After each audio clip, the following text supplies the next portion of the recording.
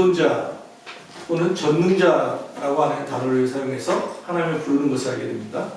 지존자라는 말씀의 뜻이 뭡니까? 지존자는 지극히 존귀한 자, 그죠? 가장 높으신 분이 지존자잖아요. 더 모스트 하이, 높을 수 없을 만큼 가장 높은 곳에 계신 분, 하나님이죠. 하나님의 존귀와 위엄, 그분의 지혜와 권능, 그분의 섭리, 주권 등을 의미할 때 지존자를 이야기합니다. 우리가 보통 하나님을 의미할 때 신의 속성을 이렇게 얘기하거든요. 무소부재, 전지전능. 그러니까 무소부재라는 것은 없는 것이 없고, 그렇죠? 전지전능, 모든 것을 아시고 모든 것을 하실 수 있다. 그게 하나님의 속성, 신의 속성. 그래서 그분은 지극히 높으신, 존귀하신 분이라는 것에 대해서 여러분은 믿으십니까? 또 하나는 전능자라는 거예요. 전지전능. 더 올마이티. 모든 것을 하실 수 있는 분. 그분은 우리가 여기서 항상 우리가 사도신경으로 우리가 사도신경으로 매주 고백하는 게 뭡니까? 사도신경을 외우겠습니다가 아니라 사도신경으로 우리의 신앙을 고백하겠습니다라고 하잖아요. 그러니까 도대체 너 뭐 믿니? 너 신앙이라는 게 뭐야? 그럴 때 얘기해 주는 게 이 사도신경이죠. 나는 전능하신 하나님을 믿어. 시작이 그거잖아요. 전능하신 하나님. 하나님이 전능하지 않으시다면, 하나님이 전지전능하지 않으시다면 우리는 이곳에 와서 예배할 의미가 없지요. 그 신 앞에 우리는 겸손하게 매주 이 주일, 이 좋은 가을날 와서 예배를 하는 것입니다. 그분의 전지전능함을 찬양하기 위해서이죠. 그런데 문제는 역설적이게도 이 지존자이시며 전능자라고 하시는 그 하나님에 대한 이 말씀이, 하나님이 지존자이며 전능자라는 말이 내 마음에, 우리 현실에 실감이 오냐는 거예요. 귀로는 듣긴 들었는데, 보긴 봤는데, 지존자이며 전능자라는 게 단어의 뜻은 알겠는데, 내 현실에서 여전히 하나님은 높으신 분이신가? 존귀하신 분이신가? 여전히 내 현실 속에서는 전능하신 분이신가? 우리는 의문을 던지게 되죠. 이 코로나19 사태가 지금 계속해서 진행되고 있죠. 많은 사람들이 불안, 두려움, 나아가 공포심과 절망감을 지니고 살아갑니다. 도대체 몇십만 명, 몇백만 명이 죽어나갈 때 도대체 그 하나님은, 전능하다고 하시는 하나님은 어디에 계십니까? 우리는 질문하게 됩니다. 벌써 6년이 지났지만 세월호 사건이 벌어졌을 때 우리 전 국민이 우울증에 빠졌다고 해요. 그럴 수밖에 없죠. 꽃다운 아이들, 우리가 직접적인 관계를 갖고 있지는 않지만 그 아이들이 직접 수상되는 모습을 우리는 지켜보고 있었거든요. 그러니까 온 국민이 그것에 대해서 우울증을 앓을 만큼이었어요. 저도 지인이 안산에 있는 교회에 저희 동기가 있었는데요. 그 유가족들이 하는 외침이 그거였어요. 그 아이들이 그렇게 죽어갈 때 하나님은 도대체 어디에 계셨습니까? 하나님은 전능자가 맞으십니까? 웃기게 되는 거예요. 이 보이지 않는 이 바이러스, 이거 하나에 온 전 세계가 흔들리는데 하나님 도대체 어디에 계십니까? 오늘 말씀에 의한다면 연병에서 우리를 건져주신다고 말씀하시는데 지금 연병이 돌고 있는데 그 하나님, 전지전능하신 전능자이시며 지존자이신 그 하나님은 어디에 계십니까? 우리는 이 질문 앞에 서게 되는 거죠. 그런데요, 성경에서는 전능자이신 하나님을 찬양하는 그 글도 많지만 오히려 이와 반대되는 무기력한, 전능하신 하나님이 아니라 무기력한 하나님을 만나게 돼요.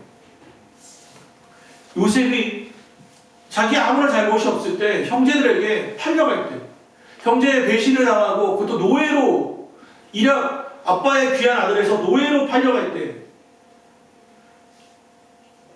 전능하신 하나님, 아브라함의 하나님, 이삭의 하나님, 야곱의 하나님은 도대체 어디에 계셨습니까?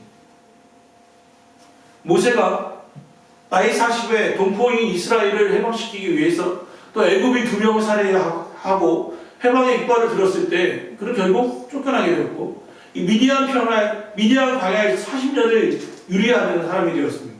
꿈도 희망도 다 잃어버렸죠. 가나안 아기를 태웠던 그 갈대 상자도 나일 강의 물결에서 보호하셨던,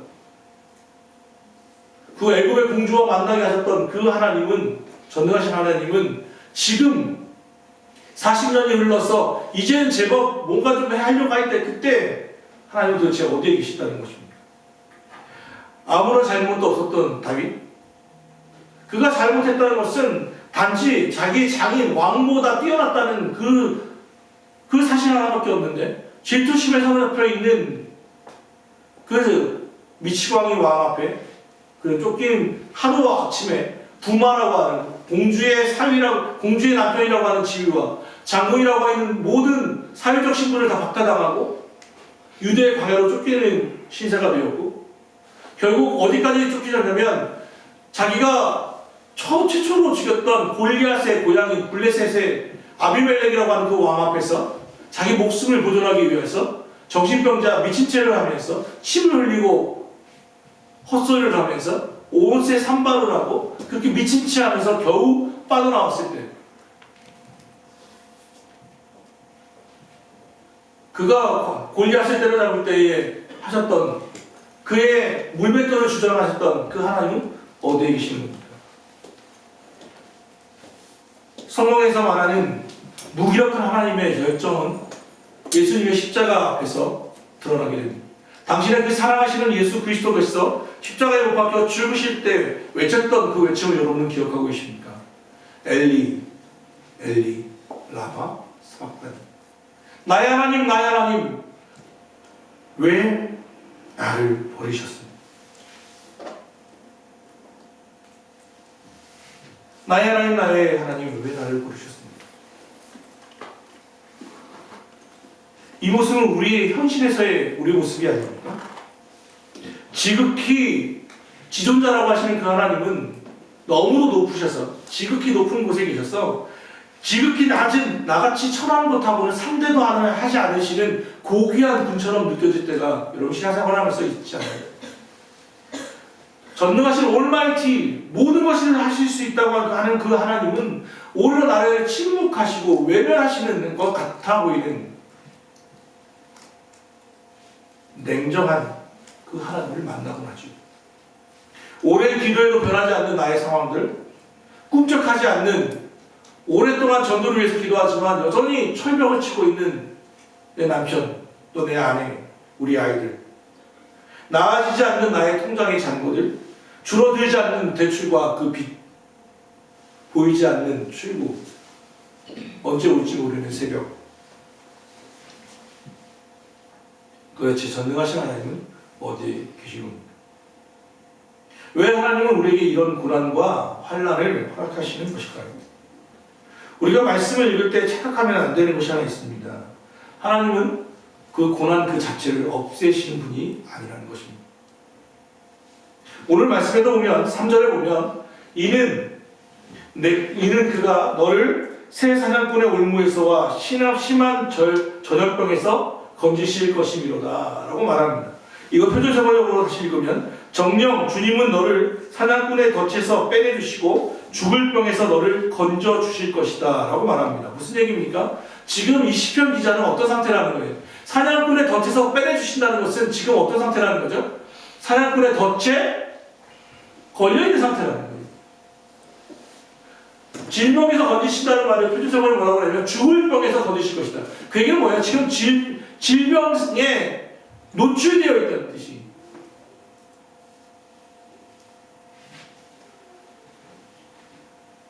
아예 사냥꾼의 덫을 없애버리시거나 질병을 없애버리는 분이 아니라 거기에 우리는 계속해서 연달아 만나게 된다는 거예요. 이게 끝입니까? 여기서 건져지면 끝나나요? 아니요. 5, 6절을 보니까 너는 밤에 찾아오는 공포와 낮에 날아드는 화살과 어두울 때 퍼지는 전염병과 밝을 때 닥쳐오는 재앙을 두려워하지 아니하리로다. 밤과 낮, 어두울 때와 밝을 때를 두려워 상관없이, 이건 무슨 얘기예요? 항상 시시때때로 우리를 덮치는 것들이 있다는 거예요. 우리를 둘러싼 상황이 결코 만만치 않다는 거예요. 그러니까 여러분, 앞서 살핀 것처럼 요셉도, 모세도, 다윗도, 예수님도 고난 그 자체를 경험하지 않으신 분은 하나도 없어요. 그의 삶의 십자가가 없었던 이가 없다는 거예요. 우리는 이런 고난이 있을 때 우리가 먼저 해야 할 것은 사나의 속임수를 경계해야 돼요. 욥기 23장 25절에 보면 내가 두려워하는 그것이 내게 임하고 내가 무서워하는 그것이 내 몸에 미쳤구나 라는 고백이 하나 있어요. 무슨 얘기냐면 욥 1장과 2장을 보면 욥이 하나님을 경배하긴 했는데 거기에 보면 이렇게 써 있어요. 하나님께 잘못할까봐 하나님께 재앙을 받을까봐 두려워하면서 예배를 매일 드렸다는 거예요. 예배 드리는 목적이 뭐였냐면 하나님한테 벌 안 받으려고 하는 거예요. 그건 뭐라고 말하죠? 율법적인 하나님. 하나님과의 관계가 이거 안 못하면 혼나는 거예요. 혼나는 거예요. 예배 드리는 목적이 이거 안 하면 큰일 나니까. 욥의 상태가 그랬다는 거예요. 그 마음에 어떤 마음이 있어요? 두려운 마음이 있는 거예요. 내가 잘못하면 그는 지금 자녀도 10명이나 있었고 재산도 분방해서 큰 부자였고 누가 보기엔 되게 행복한 마음인데 그 마음에는 어떤 게 있냐면 두려움이 있는 거예요. 어떤 두려움? 하나님이 이걸 한 번에 휙 가져가실까봐 나의 이 행복이 깨질까봐 두려운 마음이 있었다는 거예요. 그런데 이 마음의 두려움을 딱 보니까 빈틈이 있는 거예요. 사단이 그래서 뭐예요? 그걸 공격하면 얘는 하나님을 원망하게 될 거야. 그래서 그 무엇을 가져가 버려요. 그러니까 욥이 하는 말이 내가 두려워하는 그것이 내게 임하고 내가 무서워하는 그것이 내 몸에 미쳤구나. 하나님이 주신 은혜를 복을 누리는 게 아니라 언제 하나님이 뺏어가지 않을까? 가져가려고 그걸 지키려고 하는 거예요. 누리는 게 아니라 지키려고 하는 거예요. 사단이 그걸 알았어요. 그 빈틈을 노린 거예요. 또 디모데후서 1장 7절에 보면 하나님이 우리에게 주신 것은 두려워하는 마음이 아니고 평안이라고 말씀이 있어요. 하나님이 두려워하는 것은 결코 우리에게 좋은 게 아니에요. 하나님 주시는 마음은 두려운 마음이 없어요. 하나님은 오히려 우리에게 평안을 주시는데 두려움이 있다면 유일하게 성경의 신약에서 우리에게 두려워하는 것은 회개를 하게 하는 두려움. 내가 잘못한 길을 가고 있을 때 하나님에 대한 두려움은 성경적이에요. 그런데 그렇지 않은 모든 것이 평안하기 때문에 오는 두려움이라는 것은 그 사랑에서 주는 거예요. 하나님 주시는 마음이 아니에요. 또 잠언 17장 22절 마음의 즐거움은 양약이라도 좋은 약이라도 심령의 근심은 뼈를 마르게 하느니라. 내가 마음을 즐겁게 하면 그게 내 좋은 약이 되지만 마음에 근심하면 뭐예요? 뼈를 마르게 한다는 거예요. 질병이 온다는 거예요. 그러니 두려움과 불안, 근심은 쓰잘데없는 거예요. 고난을 당할 때 두려워하고 무서워하고 불안하면 그것이 오히려 병이 된다고 성경은 우리에게 가르침을 주고 있는 거죠. 그러면 아니 목사님 고난이 왔는데 어떻게 근심 안 하고 불안 안 합니까? 즐거워합니까? 그럼 고난이 왔는데 그럼 춤을 추라는 겁니까? 질문하실 수 있죠. 혹시 고난 앞에서 즐거워하고 춤추는 분이 있으시다면 제가 전화번호 하나 드리겠습니다. 031-945-7400 한마음 정신과 의원 정신건강의학과입니다. 문화로 103분에 있습니다. 고난 앞에서 즐거워하고 춤출 수 있다면 그분은 정상이 아닙니다. 예, 속히 가셔야 합니다. 성경 앞에서도 성경도 믿음의 선배들은 고난 앞에서 즐거워하지 않았습니다. 오늘 제가 말씀을 한번 다시 표준세번을 읽어볼게요. 표준세번을 좀 해주시죠. 한번 보시고 여기에 공통점, 어떤 특이점이 하나 있다는 것을 발견해 보세요. 한번 발견하실 수 있다면 제가 읽을 동안 한번 잘 보세요. 잘 들어보세요. 가장 높으신 분의 보호를 받으면서 사는 너는 전능하신 분의 그늘 아래 머무를 것이다. 나는 주님은 나의 피난처, 나의 요새, 내가 의지한 하나님이라고 말하겠다. 정녕 주님은 너를 사냥꾼의 덫에서 빼내주시고 죽을 병에서 너를 건져주실 것이다. 주님이 그의 깃으로 너를 덮어주시고 너도 그의 날개 아래로 피할 것이니 주님의 진실하심이 너를 지켜주는 방패와 갑옷이 될 것이다. 그러므로 너는 밤에 찾아드는 공포를 두려워하지 않고 낮에 날아드는 화살을 무서워하지 않을 것이다. 흑암을 틈타서 퍼지는 연병과 백주에 덮치는 재앙도 두려워하지 말아라. 내 왼쪽에서 1000명이 넘어지고 내 오른쪽에서 10,000명이 쓰러져도 내게는 재앙이 가까이 오지 못할 것이다. 혹시 읽으시면서 또 말씀 들으시면서 어떤 공통점이 있다는 걸 혹시 발견했습니까? 혹시 뭐 보이십니까? 예, 뭐냐고 물어보진 않겠습니다. 서로 피곤하니까. 뭐 어떤 공통점이 있냐면 다 미래형이라는 거예요. 전능하신 분의 그늘 아래 머무를 것이다. 내가 의지할 하나님이라고 말하겠다. 죽을 병에서 너를 건져 주실 것이다. 그분은 너를 지켜주시는 방패와 갑옷이 될 것이다. 무서워하지 않을 것이다. 내게는 재앙이 가까이 오지 못할 것이다. 뭐야? 지금 현실인 아니에요. 그런데 뭐예요? 이건 약속이며 미래적이에요. 그리고 이것을 보통 영어는 뭐라고 해요? 이걸 의지적이라고 하잖아요. 의지, will is거든요. 내가 현실은 아닌데 현실은 여전히 사냥꾼에 덫에 깔려 있고 죽을 병에 걸려 있고 여전히 우리는 고난과 환난 가운데 있는데 여기에 머무르지 않겠다는 거예요. 하나님이 여기까지 허락하셨지만 이게 목표 지점이 아니라는 거예요. 여기는 지나쳐야 하는 거지 여기가 반환점이지 결승점이 아니라는 거예요. 그러니 여기서 절망하지 말라는 거예요. 내가 이럴 줄 알았지 하고 요즘 애들 말로 속된 말로 퍼즐로 눕지 말라는 거예요. 이곳에서 자포자기하지 말라는 말이에요. 아, 그분은 내가 의지한 하나님이야. 그분의 그늘 아래, 전능자의 그늘 아래로 들어갈 거야 하고는 발걸음을 옮기라는 말이에요. 피난처, 요새, 의뢰, 방패, 이 공통점이 뭔지 알아요? 방어적이라는 거예요. 방어적. 어떤 걸 공격하는 게 아니고 막는 거예요. 민방위 훈련을 할 때요. 사이렌이 울리면, 비상이 울리면 우리 뭐부터 훈련합니까? 내가 무슨 중요한 일을 했다 하더라도 비상벨이 울리면, 사이렌이 울리면 뭐부터 해야 돼요? 멈추고 피난처를 향해서 가야 돼요. 만약 지진이 땅이 말고 건물이 흔들린다면 여러분 어떻게 하셔야 돼요? 최대한 이 간디산 밑이든 저 식당에 묻든 대리석 식당이든 피난처를 향해서 달려가야 돼요. 그런데 너무 이게 놀라가지고 사이렌이 놀래가지고 그 자리에 주저앉아 버리면 또 다른 위험에 노출되는 거예요. 거기에 주저앉아 버리면 사이렌이 울리는 이유는 피난처로 들어오라는 사인이에요.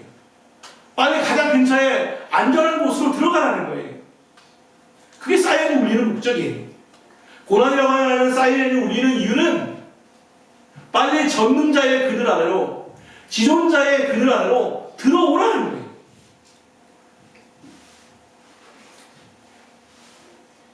오늘 주님의 말씀을 방패라고 말했어요. 근데 방패를 들어야 돼요.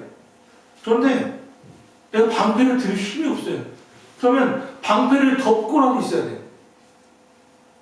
방패를 깔고 앉으면 안 돼요. 방패를 들고라도 있어야죠. 기도 못하겠어. 그러면 찬양을 트세요. 난 말이 안 나와.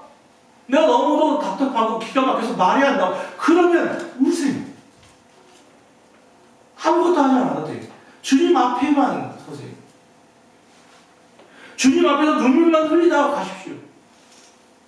그래도 그분은 그 눈물을 당신의 병에 담으셔서 계수하시는 분이라는 것을 믿으시기 바랍니다. 예수님도 땀방울이 핏방울이 될 만큼 주님과 씨름하지 않았습니까? 사랑하는 가까운 교회 성도 여러분, 코로나와 이 코로나와 별개로 우리의 경제적인 불안, 그리고 또 관계의 단절, 또 변하지 않는 상황들로 인해서 우리는 많은 어려움을 겪고 있는 줄 알고 있습니다. 이것이 언제 끝날지도 모릅니다. 그러나 오늘 말씀은 분명 우리에게 약속하고 있는 것이 있습니다. 나는 여호와를 향하여 말하기를 그는 나의 피난처요 나의 요새요 내가 의뢰하는 하나님이라 하리니 이는 그가 너를 새 사냥꾼의 올무에서와 심한 전염병에서 건지실 것이로다. 전능하신 분의 그늘 아래로 들어오십시오. 피난처요 요새이신 그분의 우리의 의지할 하나님 안으로 들어오시기를 바랍니다. 무기력한 하나님을 보며 실망하고 절망하고 있는 이가 있다면 이것이 목표점이 아니라 지나가는 지점, 반환점이라는 것을 기억하시고 조금 더 힘을 내시기를 바랍니다. 열왕기상 19장에 보면 18장에 보면 위대한 선지자 엘리야의 모습이 나타납니다. 그가 얼마나 당당한지요. 바알과 아세라를 섬기는 선지자들을 850대 1로 붙였습니다. 니네 하나님이 살아있는지, 니네 신이 살아있는지, 우리 하나님이 살아있는지 한번 해보자. 그래서 제단을 깊게 싸고 거기에 번제물을 쌓는 것은 니네가 먼저 해봐라. 그들이 자기네 신을 부르며 자해를 하고 피를 흘리며 신을 요란한 법석을 떱니다. 그런데 그들의 신은 응답하지 않죠. 엘리야의 순서가 되었습니다. 그곳에 물을 막 뿌립니다. 더 뿌려라. 그 제 장작을 다 물에 적시고는 그러고서도 하나님께 기도하자마자 그냥 바로 말이 끝나지 않았는데 하늘로부터 불이 내려서 그 번제를 다 태워버리는 일이 벌어집니다. 얼마나 당당한 사람인지 모릅니다. 그런데 여기상 18장이 그런데 19장에 보면 엘리야는 완전히 다른 사람이 됩니다. 전능하신 하나님을 찬양했던 그 엘리야는 19장에 보면 이세벨이라고 하는 그 왕비의 한마디, 그가 자기의 선지자 바알과 아세라를 죽였다는 그 말을 듣고 엘리야에게 복수하겠다고 하는 그 왕비 한 여인의 말 한마디에 엘리야는 도망치기 시작합니다. 그가 도망치는데 그런데 방향이 있어요. 어디를 향해서 가고 있는지 아세요? 호렙산을 향해서 가고 있어요. 호렙산은 신의 산입니다. 하나님이 계신 곳, 하나님의 계명, 10계명이 처음 내려졌던 곳이 호렙산이에요. 도망을 치는데 방향성이 있다는 거예요. 어딜요? 전능자의 그늘을 향해서 달려가고 있는 거예요. 그런데 그가 성경은 이렇게 얘기해요. 얼마나 극심해 있는지 제가 읽어드릴게요.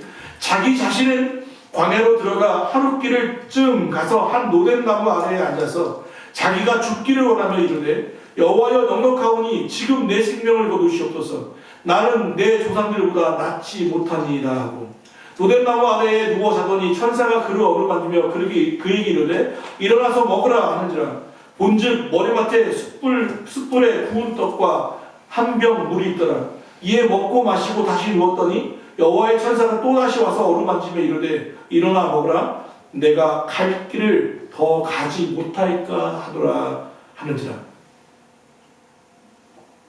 엘리야가 도망치다가 노덴나무 아래에서 누워서 기도해요.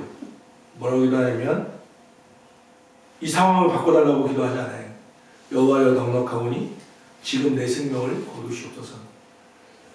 이유가 뭐냐면 나는 내 조상들보다 낫지 못하니이다.